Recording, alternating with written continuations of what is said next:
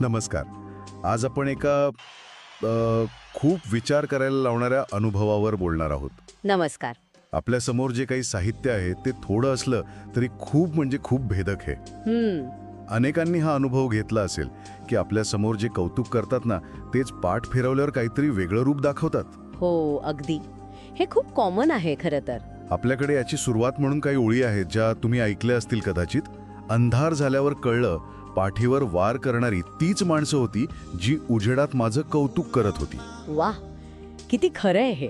याचबरोबर आपल्याकडे काही सामाजिक निरीक्षणं पण आहेत. कामाच्या ठिकाणी जी नाती असतात त्याबद्दलचे काही विचार आहेत. या सगळ्यांमधून आज आपण हे समजून घेऊ की असं का होतं आणि काय शिकायला मिळतं यातून. ह्या ओळी इतक्या प्रभावी आहेत कारण त्या थेट अनुभवातून आलेल्या वाटतात. उजेडात कौतुक आणि अंधारात वार हे फक्त शब्द नाहीयेत. नाही, हे मानवी नातेसंबंधांमधला एक गुंतागुंतीचा पैलू दाखवतात.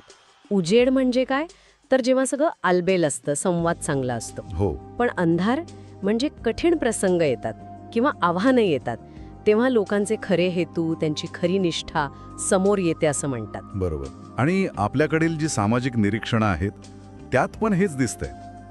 अनेकदा कसं होतं, लोक सामाजिक दबावामुळे किंवा स्वतःच्या फायद्यासाठी चांगलं वागण्याचं काय म्हणतात त्याला नाटक करतात. अगदी. जी माणसं जरा जास्त स्तुती करतात, आवाजवी कौतुक करतात, त्यांच्या मनात काहीतरी वेगळं असू शकतं असं काही अभ्यासांमधूनही दिसलंय. हो, मानसशास्त्रात याला इनग्रॅटेशन असं काहीतरी म्हणतात ना, म्हणजे लाडीगोडी लावणं थोडं. हो, तेच, जे कधी कधी स्वार्थापोटी असू शकतं. आणि हे कामाच्या ठिकाणी तर हमखास दिसतं, कारण तिथे स्पर्धा असते, पुढे जाण्याची एक प्रकारची धडपड असते. बरोबर. मग अशा वातावरणात कोण खरंच आपल्या पाठीशी आहे आणि कोण फक्त दिखावा करतोय हे ओळखणं खूप महत्वाचं होऊन बसतं. खरंय.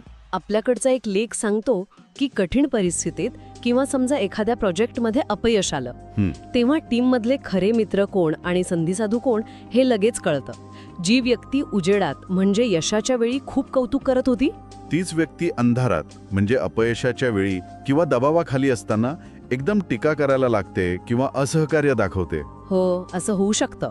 पण मग प्रश्न हा आहे की हे ओळखायचं कसं? म्हणजे काय सतत लोकांवर संशय घेत राहायचं? ते पण बरोबर नाहीये. नाही, ते शक्य नाहीये. कौतुक खरं आहे की खोटं हे कसं ठरवणार? कारण काही लोक खरंच मनापासून कौतुक करतात की नाही. करतात, नक्कीच करतात. मग या ओळींसारखा अनुभव आला म्हणून सगळ्याच कौतुकाकडे संशयाने बघायचं का? हे योग्य आहे का? नाही, हा मुद्दा खूप महत्वाचा आहे. सतत संशय घेणं हे काही चांगलं नाही मानसिक आरोग्यासाठी. पण या ओळी आणि आपली ही जी चर्चा आहे ती आपल्याला सावध राहायला शिकवते, नाही का? बरोबर. त्या अंधारात एखादी व्यक्ती कशी वागते, ती कशी साथ देते, हे जास्त महत्वाचं आहे. कौतुक ऐकायला बरं वाटतं, मान्य.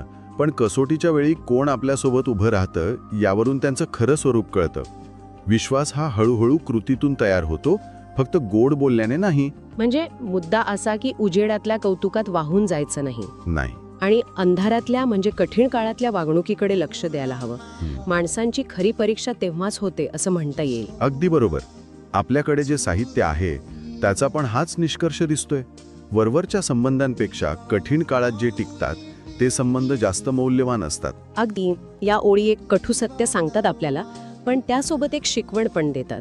नात्यांमध्ये खोलवर बघण्याची गरज आहे हे त्या सांगतात. तर मग या सगळ्या चर्चेतून आपण हे शिकलो की मानवी स्वभाव हा गुंतागुंतीचा आहे आणि जे वरवर दिसतं त्यावर पूर्णपणे विसंबून चालत नाही. बरोबर. आणि जाता जाता एक विचार मनात येतोय. आपण हे तर पाहिलं की अंधार झाल्यावर सत्य कळतं, पण असं काही करता येईल का की उजेड असतानाच म्हणजे परिस्थिती चांगली असतानाच भविष्यात कोण आपल्या पाठीशी उभं राहील आणि कोण नाही याचा थोडाफार अंदाज लावता येईल? हा चांगला प्रश्न आहे. म्हणजे माणसाच्या स्वभावाचे असे कोणते पैलू असू शकतात जे आपल्याला वेळीच सावध करू शकतील?